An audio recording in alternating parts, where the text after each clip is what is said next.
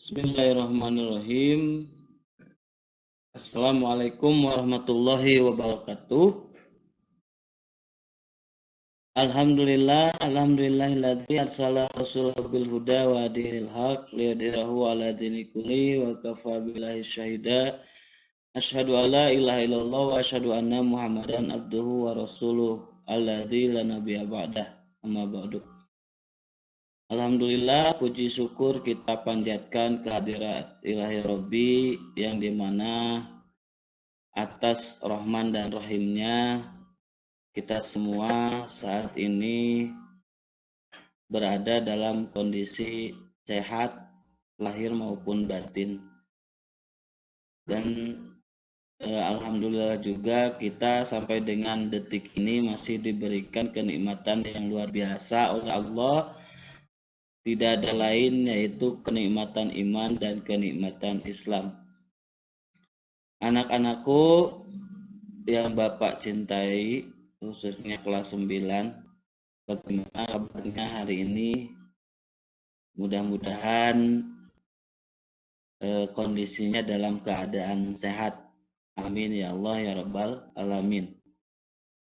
Barangkali ada di antara teman-teman kita, saudara-saudara kita, sahabat-sahabat kita yang pada saat ini kondisinya dalam keadaan sakit, ya kita doakan mereka, mudah-mudahan Allah segera menyembuhkan penyakitnya.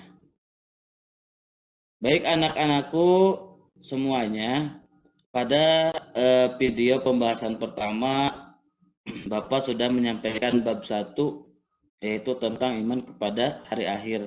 Nah sekarang kita masuk ke pembahasan kedua, yaitu bab 2 tentang akhlak terpuji pada diri sendiri. Apa saja itu akhlak terpuji pada diri sendiri?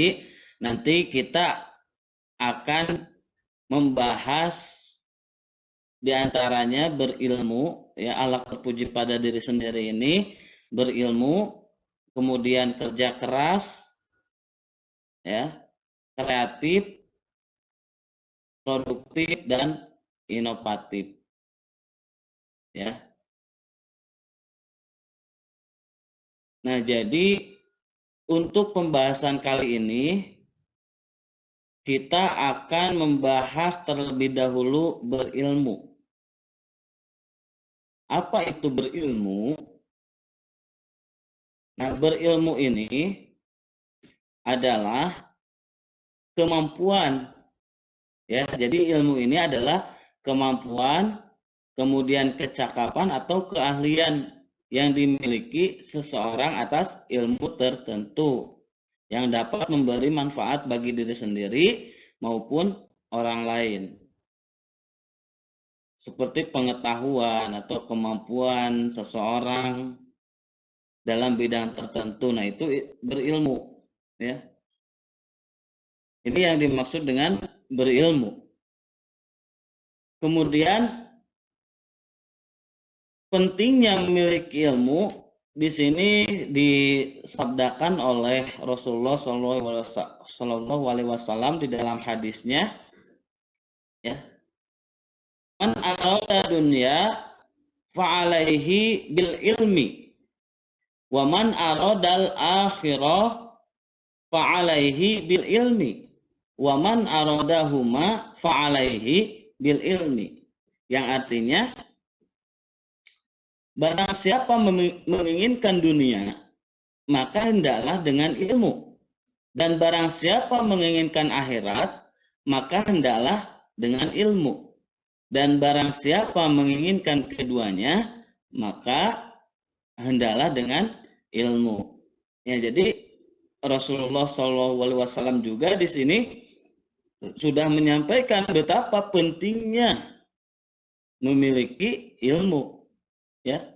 Man arada dunia fa'alaihi bil ilmi. Barang siapa menginginkan dunia maka hendaklah dengan ilmu. Wa man aradal akhirah fa'alaihi bil ilmi. Dan barang siapa menginginkan akhirat maka hendaklah dengan ilmu. Wa man aradahuma fa'alaihi bil ilmi. Dan barang siapa menginginkan keduanya, yaitu dunia dan akhirat, maka hendaklah dengan ilmu. Jadi berilmu ini sangat penting, ya, karena ini menentukan kebahagiaan, ya, baik di dunia maupun di akhirat. Kita menginginkan kebahagiaan di dunia tentu harus dengan ilmu. Ya, contohnya seperti misalnya orang-orang yang memiliki kemampuan tertentu di bidang tertentu, seperti contohnya dokter, ya, ahli IT dan sebagainya. Mereka hidupnya bahagia dan banyak orang yang membutuhkan. Begitu juga dengan kita. Ketika kita ingin bahagia hidup di dunia, maka kita harus berilmu. Begitupun kita ingin bahagia di akhirat, kita harus memiliki ilmu.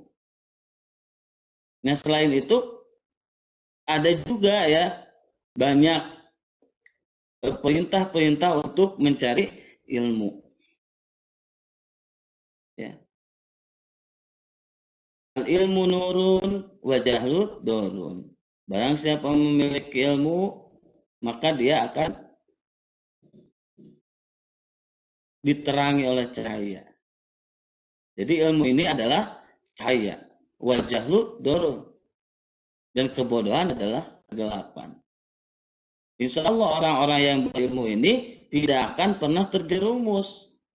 Karena mereka orang-orang yang berilmu selalu diterangi oleh cahaya ilmunya. Ya. Talabul ilmi faridatun ala kulil muslimin wal muslimatin. Ya. Jadi perintah untuk mencari ilmu.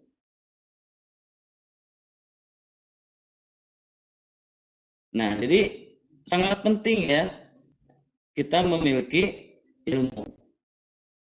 Kita lanjut. Nah, ada 4 golongan nih manusia tentang ilmu, ya. Apa saja 4 golongan itu? Yang pertama ada golongan rojulu yadri wa yadri annahu yadri. Orang yang tahu dan tahu bahwa dirinya tahu. Maksudnya yaitu orang yang memiliki ilmu tertentu dan mau mengamalkan ilmu yang dimiliki tanpa mengharap pamrih atau imbalan. Jadi orang yang tahu dan tahu bahwa dirinya tahu ialah orang yang dia memiliki ilmu, kemudian dia mau mengamalkan ilmu yang dimilikinya tanpa mengharap pamrih. Jadi nggak pura-pura dia nggak tahu, ya. Ketika ada orang yang membutuhkan, maka dia memberitahu. Ketika ada orang yang membutuhkan ilmunya, maka dia segera membantu karena dia tahu dalam bidang tertentu. Nah, ini golongan yang pertama, ya. Orang yang tahu dan tahu bahwa dirinya tahu. Kemudian ada golongan yang kedua. Nah, golongan yang kedua ini orang yang tahu tetapi tidak tahu bahwa dirinya tahu.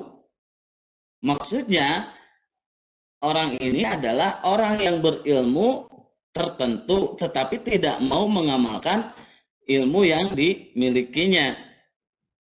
Jadi ilmu yang dimilikinya itu hanya untuk dirinya sendiri. Jika mau memberikan kepada orang lain, apabila ada imbalannya, dia mau memberikan ilmunya kepada orang lain. Nah, orang ini orang seperti ini kurang menyadari akan manfaat memiliki ilmu. Ya, ini, ya.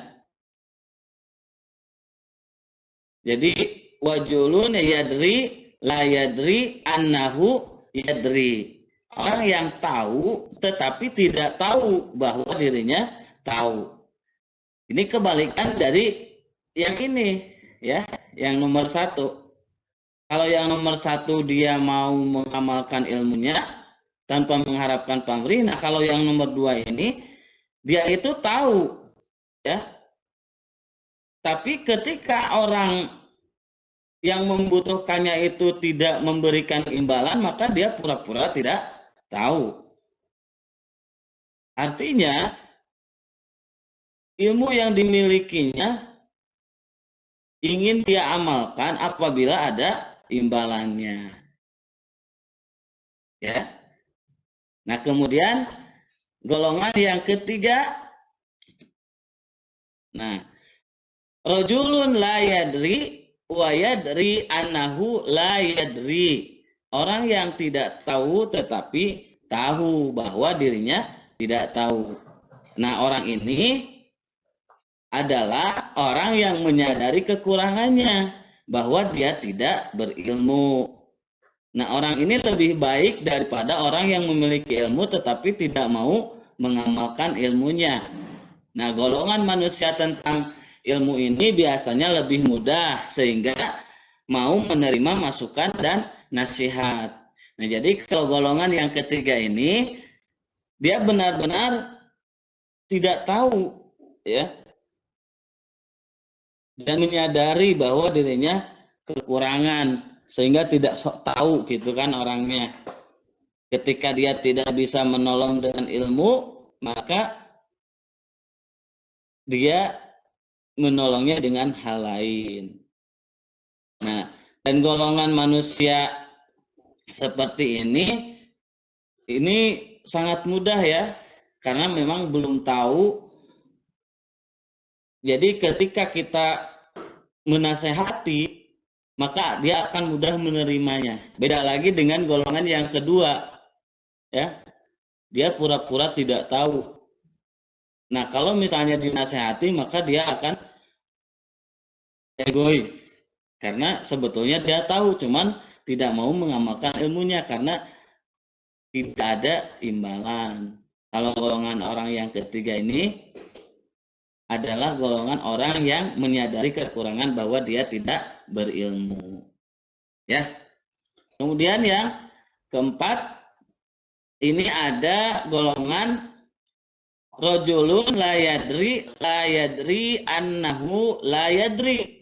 Orang yang tidak tahu tetapi tidak tahu bahwa dirinya tidak tahu.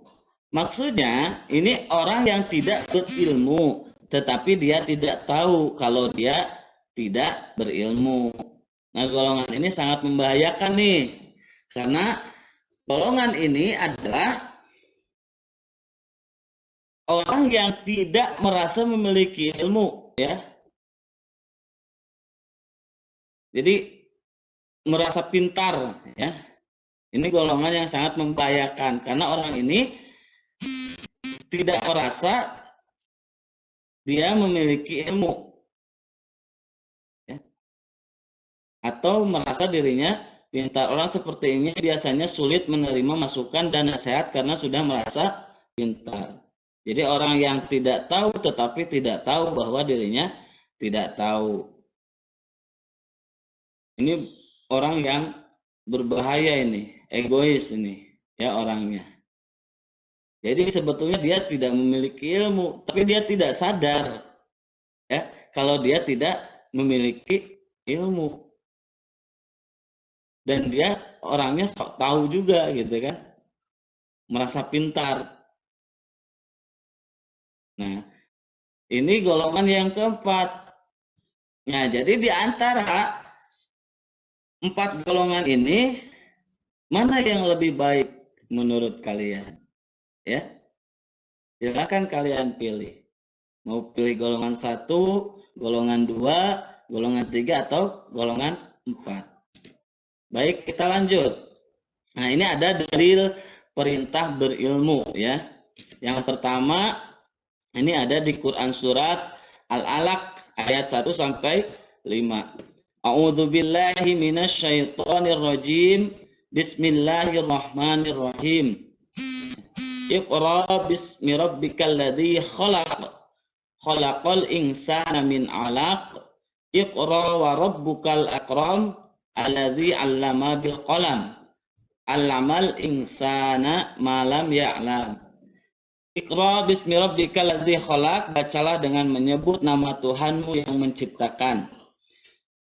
Khalaqal insana min 'alaq, dia telah menciptakan manusia dari segumpal darah.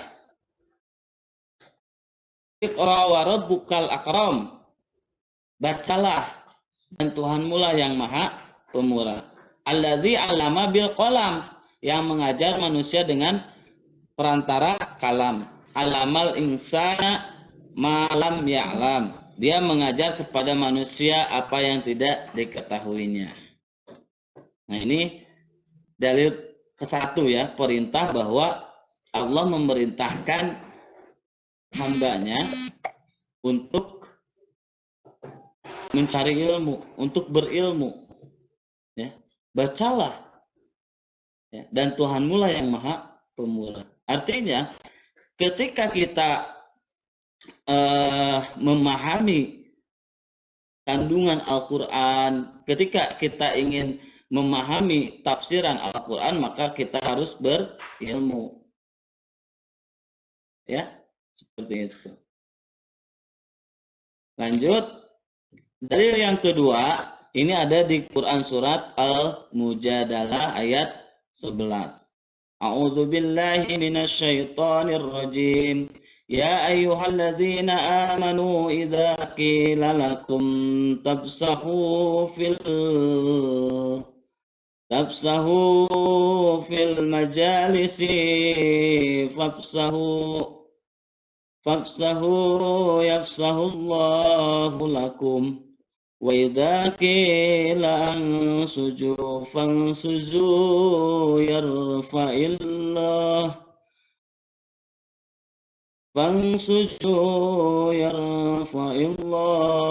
alladhina amanu minkum walladhina utul ilma darajat wallahu bima ta'maluna khabir.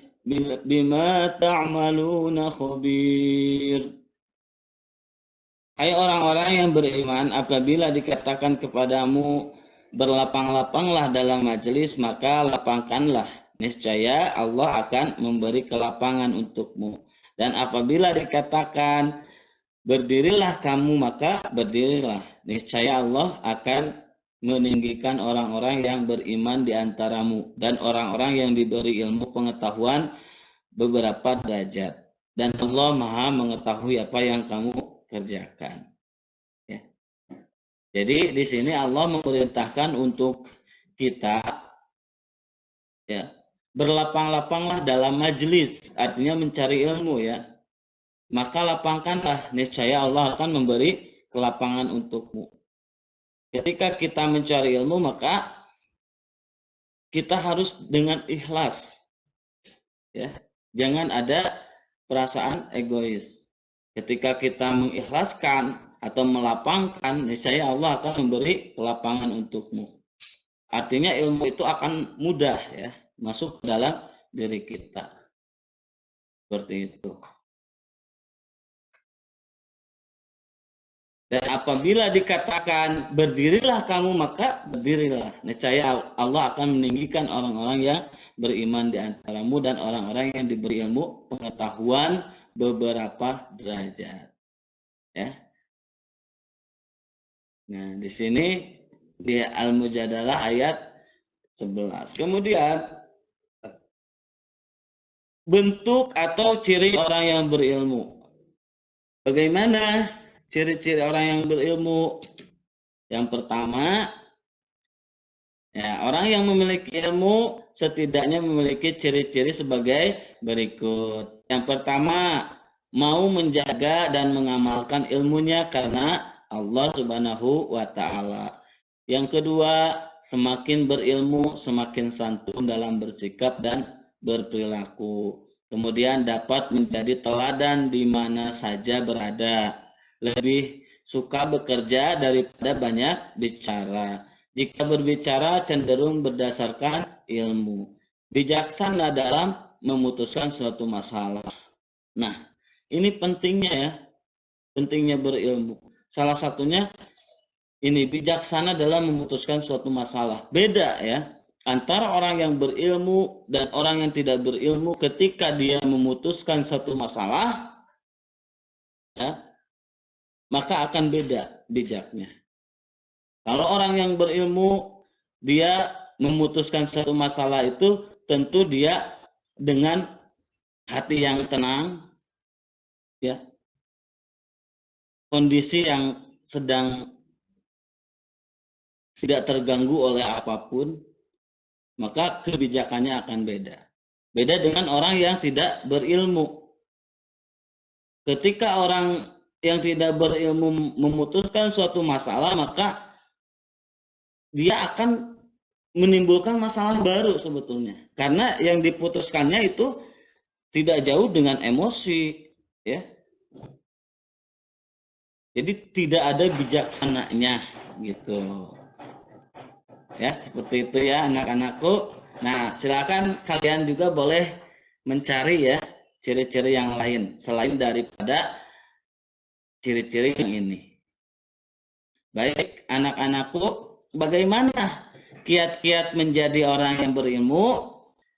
Yang pertama ya, untuk dapat menjadi orang berilmu itu tentu baik ilmu yang dipelajari tentang ayat-ayat kauliyah ataupun ayat-ayat kauniyah, seseorang selayaknya menerapkan cara-cara sebagai berikut. Ayat-ayat kauliyah ini adalah ilmu-ilmu yang menjelaskan tentang ilmu duniawi ya. Jadi seperti contohnya matematika, ilmu hitung, kemudian ada IPA juga, kemudian ada IPS ya dan sebagainya. Ilmu-ilmu yang menjelaskan tentang ilmu dunia, ilmu bumi dan isinya. Kemudian ada ayat kauniyah. Kalau ini ilmu-ilmu yang menjelaskan tentang agama. Contohnya akidah akhlak, fikih, seperti itu ya. Nah, jadi kiat-kiat menjadi orang yang berilmu ini yang pertama memiliki niat yang sungguh-sungguh dalam mencari ilmu. Ketika kita tidak berniat sungguh-sungguh, maka ilmu yang akan kita cari itu tidak akan kita dapat. Kemudian menyadari bahwa menuntut ilmu itu adalah suatu kewajiban bagi setiap orang Islam. Kemudian memanfaatkan waktu luang untuk mendalami ilmu yang dipelajari. Siap keluar biaya dalam menuntut ilmu. Suka bergaul dengan orang-orang yang soleh, memiliki ilmu. Siap mengamalkan ilmu karena Allah Subhanahu wa Ta'ala. Nah, ini ya kiat-kiatnya. Jadi, kalau kita ingin menjadi orang-orang yang berilmu, maka niat kita harus kuat. Kita menyadari bahwa ilmu itu sangat penting, kemudian memanfaatkan waktu. Kita siap keluar biaya ya dalam menuntut ilmu.